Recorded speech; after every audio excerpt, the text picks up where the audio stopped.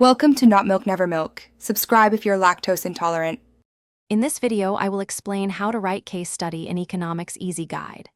Start by framing a tight research question and choose a concrete setting that readers care about.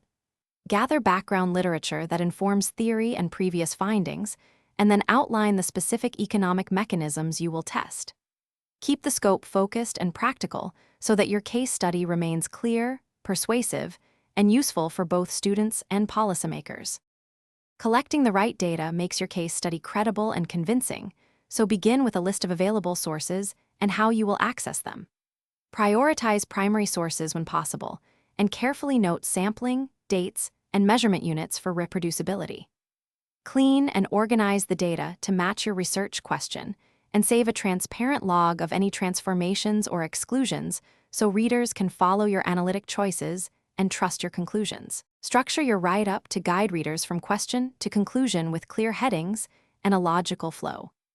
Apply methods that match your data and state assumptions plainly, then present findings with simple visuals and brief interpretations.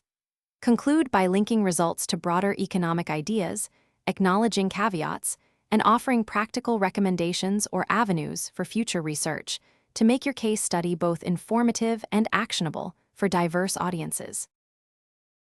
Thanks for watching. If this was helpful, leave a like and consider subscribing. See you next time.